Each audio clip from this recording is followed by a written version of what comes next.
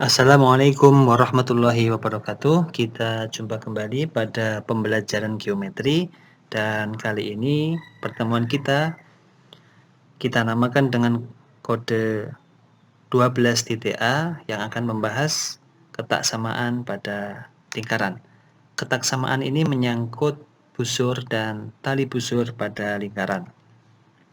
Kita awali dari teorema 641. Teorema 641 ini berbunyi garis yang tegak lurus terhadap jari-jari suatu lingkaran di titik ujung jari-jari tersebut pada lingkaran adalah merupakan garis singgung terhadap lingkaran tersebut.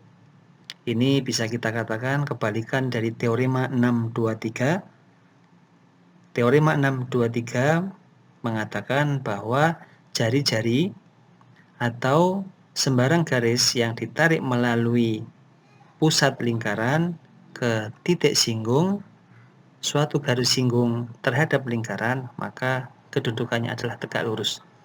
Nah, ini kebalikannya, jika ada sebuah garis yang tegak lurus terhadap jari-jari suatu lingkaran di titik ujung jari-jari tersebut pada lingkaran, maka garis tersebut tentu merupakan garis singgung.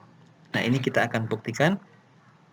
Di referensi yang kita gunakan, teorema 641 ini sudah dibuktikan sehingga kita sajikan dalam bahasa Inggris dan kita tinggal membacanya bersama. Diilustrasikan teorema 641 ini pada gambar 654. Pada gambar ini lingkaran O dengan jari-jari OT.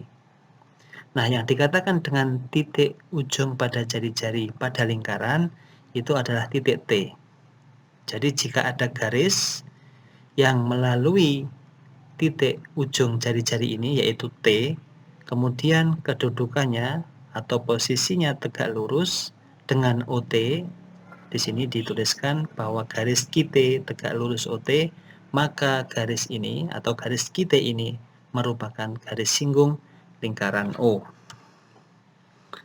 Jadi di sini yang akan kita buktikan bahwa garis QT adalah merupakan tangent atau garis singgung terhadap lingkaran O pada titik T. Pembuktiannya ini menggunakan paragraf, penulisannya menggunakan paragraf, sementara metode yang digunakan adalah dengan metode tidak langsung, tepatnya menggunakan kontradiksi. Nah, kita andaikan karena menggunakan kontradiksi, maka kita ambil negasinya bahwa QT adalah bukan merupakan garis singgung lingkaran O di titik T. Maka garis singgung, sebut saja misalnya RT, dapat ditarik melalui atau pada titik T yang merupakan titik singgung.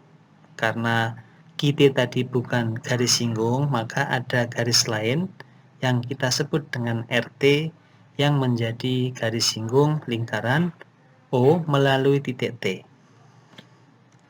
Nah, sekarang segmen OT adalah merupakan radius atau jari-jari terhadap garis singgung RT pada titik T.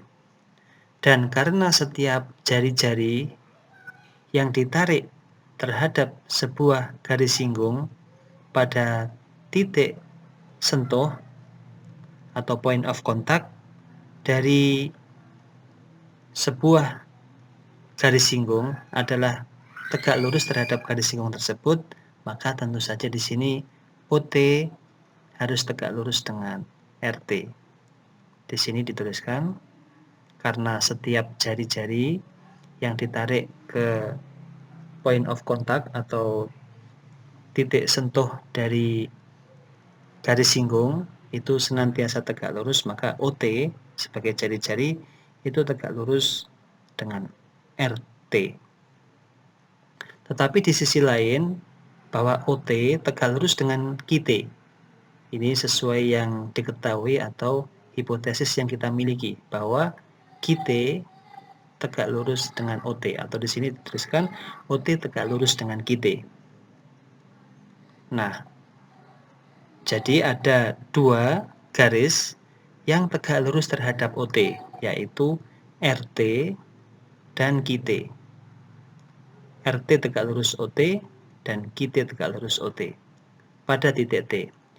Yang mana ini kontradiksi atau bertentangan dengan fakta bahwa hanya ada satu garis yang tegak lurus dengan sebuah garis pada titik di garis tersebut. Oleh karenanya, pengandaian salah. Yang benar adalah bahwa QT haruslah merupakan garis singgung untuk lingkaran O di titik T.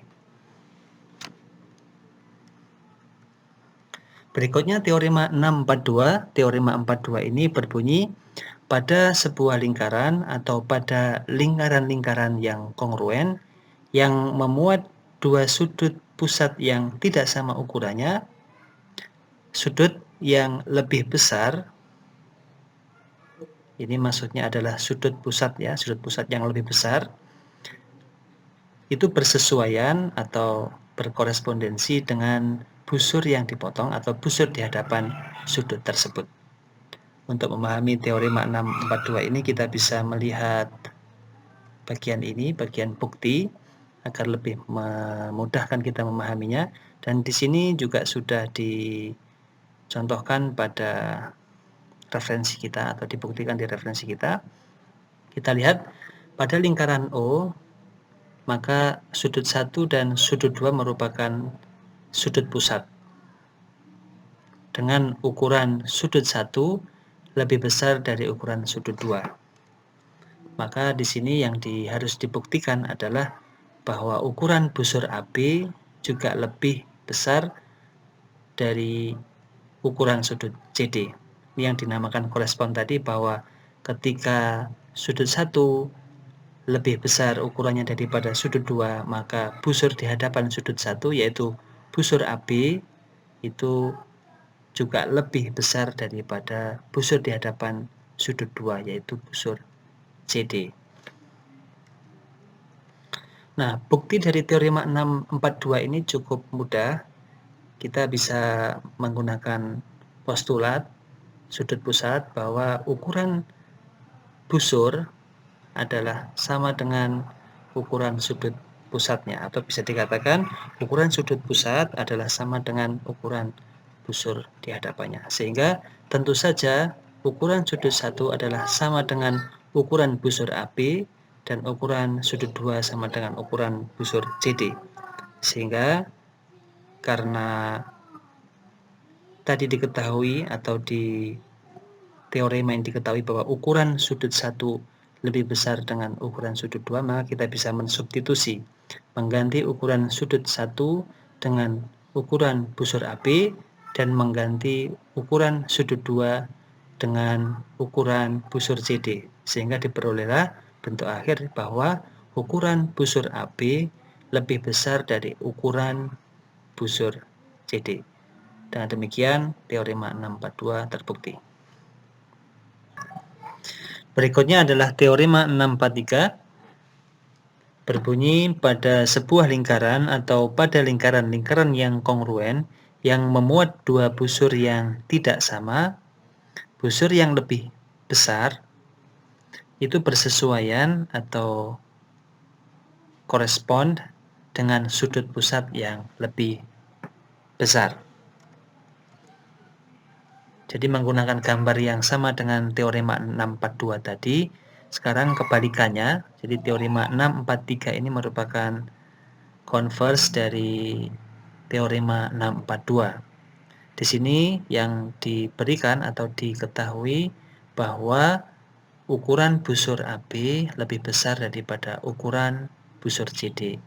Dan yang harus dibuktikan adalah bahwa sudut 1, karena sudut 1 itu menghadap ke busur AB, ukurannya atau ukuran sudut 1 lebih besar dari ukuran sudut 2. Bukti teorema 643 ini dijadikan sebagai latihan untuk pemirsa. Petunjuknya, pembuktiannya sangat mirip dengan teorema 642 tadi. Berikutnya teorema 644. Teorema ini berbunyi pada sebuah lingkaran atau pada lingkaran-lingkaran yang kongruen yang memuat dua tali busur yang tidak sama, tali busur yang lebih pendek adalah berjarak lebih jauh dari titik pusat lingkaran. Pada kesempatan ini yang kita buktikan adalah pada lingkaran yang sama.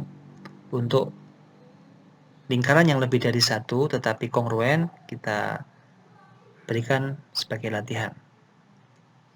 Nah, kita lihat di sini teorema 644 tadi mengatakan bahwa jika ada dua tali busur pada sebuah lingkaran yang tidak sama panjang. Di sini EF dan AB merupakan tali busur lingkaran O dan keduanya tidak sama. Dalam hal ini EF lebih panjang daripada AB dan EF tegak lurus dengan OT.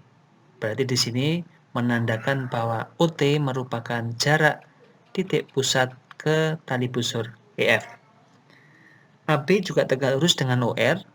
Dalam hal ini berarti OR merupakan jarak titik pusat lingkaran O atau titik O terhadap tali busur AB.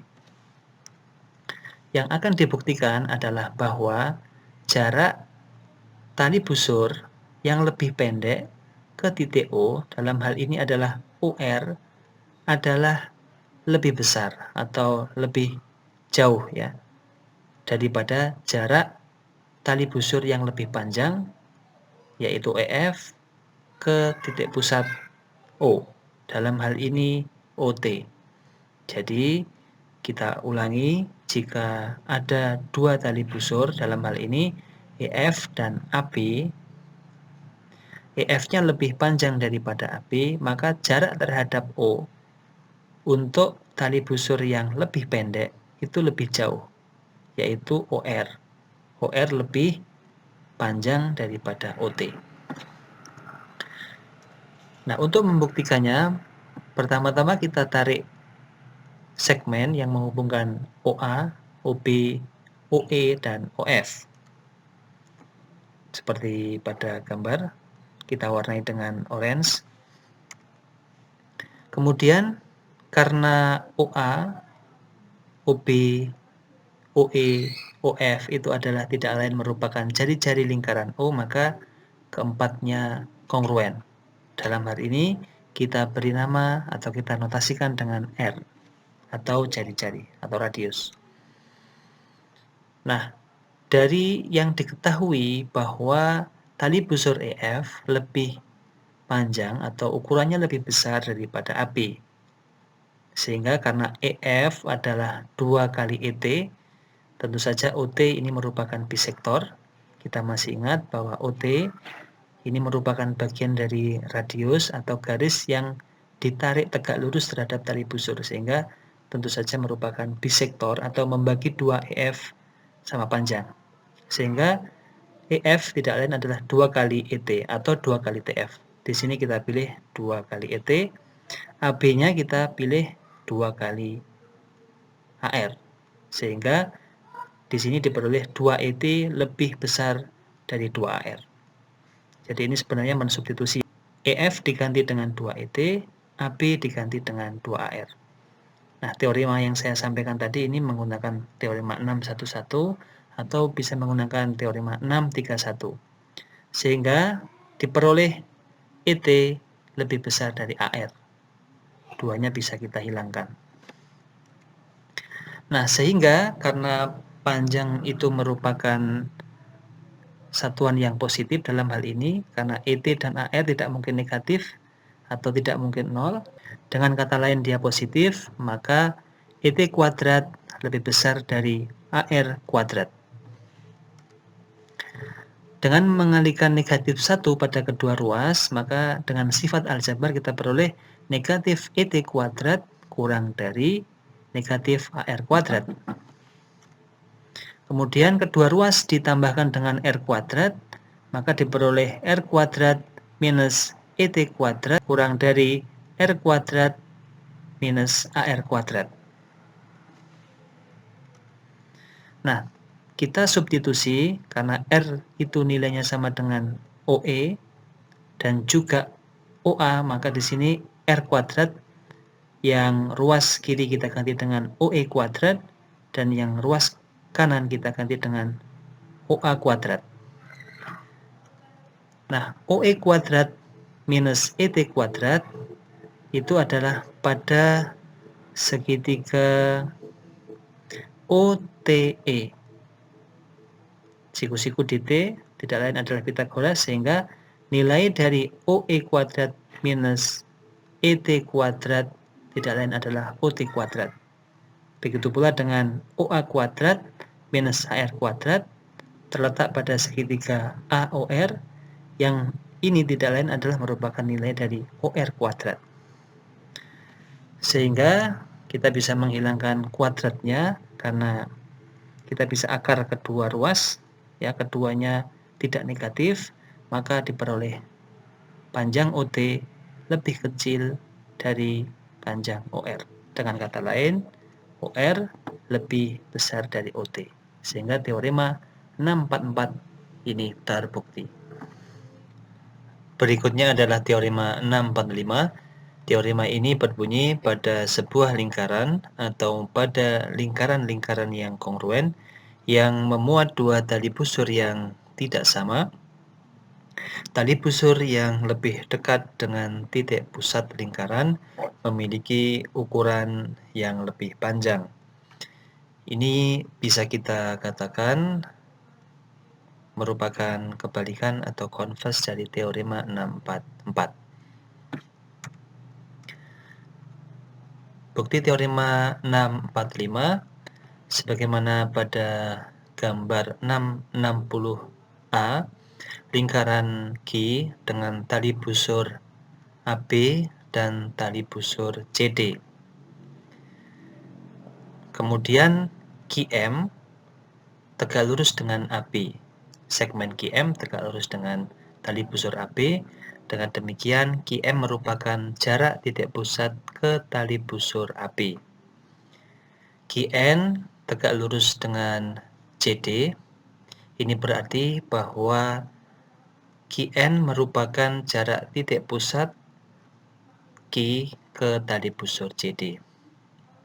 Dalam teorema ini, jarak tali busur AB ke pusat itu lebih pendek atau lebih kecil daripada jarak titik pusat ke tali busur CD, sehingga di sini diketahui QM lebih kecil dari QN.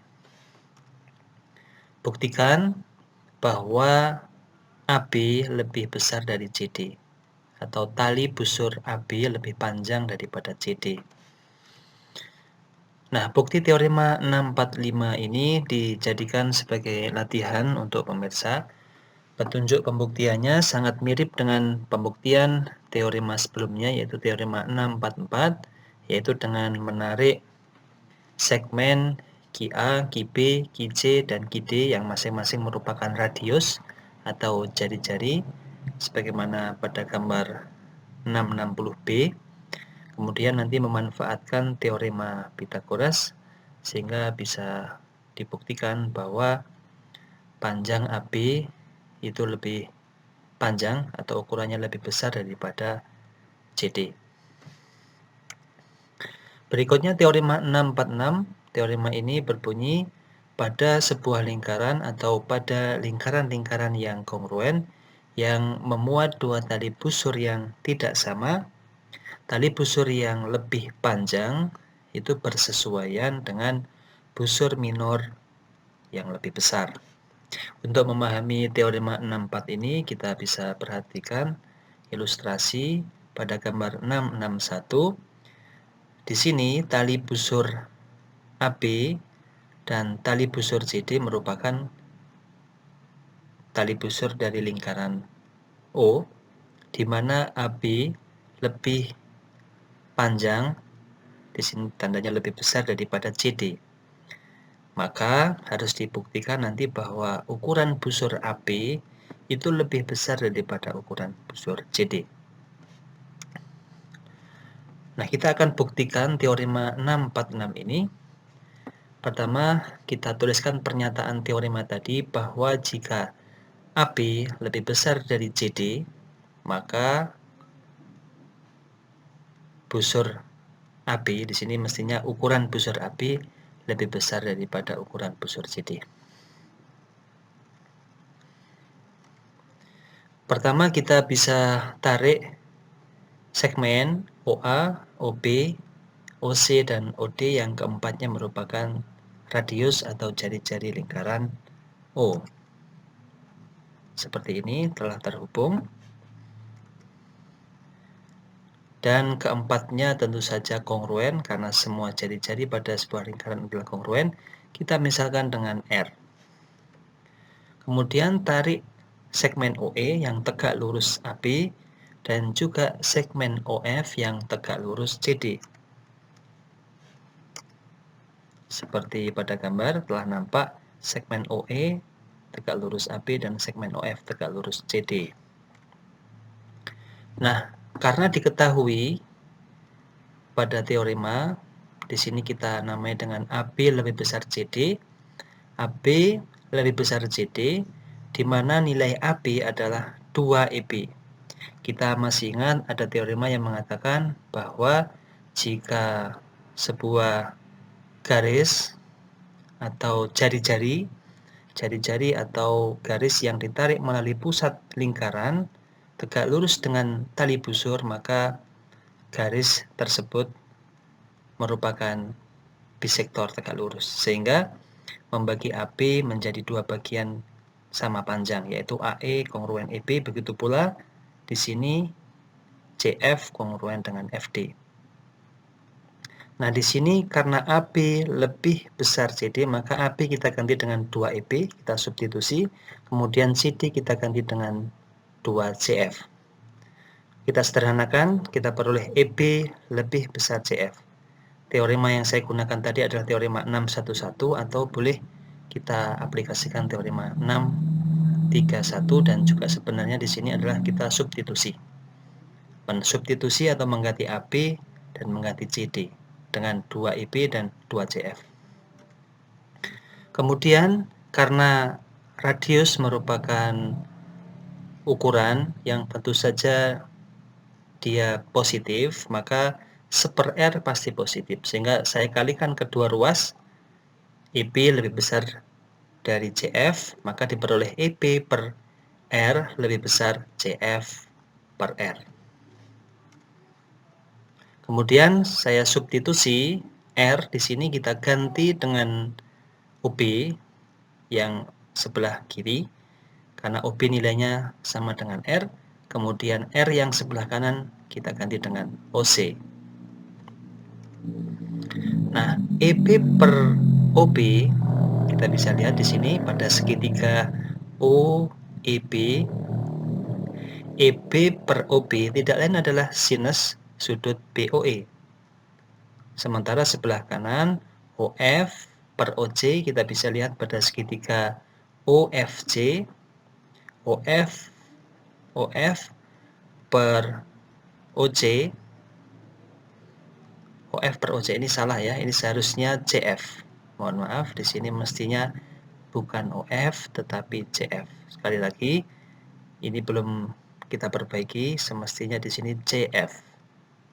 Saya ulangi, di sini EB per OB dengan mengganti R, dan di sebelah kanan adalah CF per OC.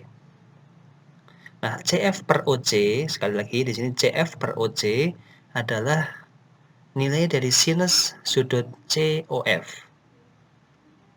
Sekali lagi di sini CF per OC, kita bisa lihat segitiga OFC, maka CF per OC adalah sinus sudut COF. Nah, ini merupakan definisi sinus pada trigonometri, kita manfaatkan. Nah, karena sudut BOE dan sudut COF merupakan sudut lancip tentu saja, karena pada segitiga siku-siku, dan di sini sudut siku-sikunya adalah sudut E dan sudut F, maka tentu saja sudut BOE dan sudut COF itu sudut lansip. Sehingga ketika ukuran atau nilai sinusnya lebih besar, maka di sini tentu saja ukuran sudut BOE juga lebih besar daripada ukuran sudut COF. Kita kalikan 2 pada kedua ruas, 2 kali ukuran sudut BOE lebih besar 2 kali ukuran sudut COF, tidak lain adalah ukuran sudut AOB dan sebelah kanan adalah ukuran sudut COD, sehingga diperoleh bahwa ukuran busur AB lebih besar dari ukuran busur CD. Nah, ini silahkan dilengkapi alasan atau reason yang tepat. Berikutnya adalah teorema 647. Teorema ini berbunyi, pada sebuah lingkaran atau pada lingkaran-lingkaran yang kongruen yang memuat dua busur yang tidak sama. Kalau teorema 646 tadi di sini yang tidak sama adalah dua tali busur, maka di sini yang disebutkan adalah dua busur yang tidak sama. Busur minor yang lebih besar bersesuaian dengan tali busur yang lebih panjang yang terkait dengan busur ini. Untuk memahami teorema 647 ini kita bisa melihat gambar 661 sama dengan gambar pada teorema 646 tadi. Di sini yang diketahui adalah ukuran busur AB lebih besar dari ukuran busur CD. Dan AB dan CD merupakan tali busur, dan yang dibuktikan adalah buktikan bahwa tali busur AB lebih panjang dari tali busur CD. Sehingga teorema 647 ini tidak lain merupakan kebalikan dari teorema 646 tadi. Nah, pembuktiannya di sini menggunakan pembuktian tidak langsung. Karena teorema 646-nya sudah terbukti, maka teorema 647 ini menggunakan bukti tidak langsung, yaitu dengan menggunakan beberapa kemungkinan di sini. Jadi kita menggunakan sifat trikotomi pada bilangan. Jadi yang mungkin hubungan AB dan CD adalah AB lebih besar CD atau AB sama dengan CD, dan yang ketiga adalah AB kurang dari CD. Sehingga kita ambil negasinya, maka andaikan AB kurang dari atau sama dengan CD. Jadi negasi dari yang akan dibuktikan kita ambil. Nah, pertama, jika AB lebih kecil dari CD, maka menurut teorema 646 tadi, maka haruslah ukuran busur AB itu lebih kecil dari ukuran busur CD.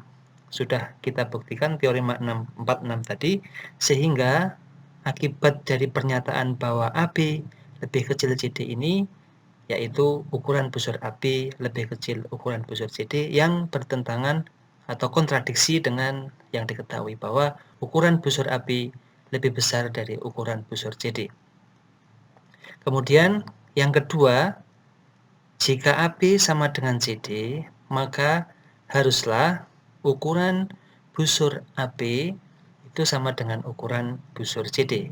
Ini berdasar teorema 6.1.5 yang sudah kita buktikan sepertinya pada pertemuan ke-8. Sehingga ini juga kontradiksi dengan yang diketahui bahwa ukuran busur AB lebih besar dari ukuran busur CD. Sehingga pengandaian atau permisalan tentu saja harus salah atau berakibat salah karena muncul kontradiksi semua. Maka ini berarti bahwa yang benar adalah AB lebih besar CD. Sehingga teorema ini terbukti. Kita gunakan dengan bukti tidak langsung, yaitu kontradiksi dengan sifat trikotomi pada bilangan real. Demikian yang bisa saya sampaikan. Terima kasih atas perhatiannya. Assalamualaikum warahmatullahi wabarakatuh.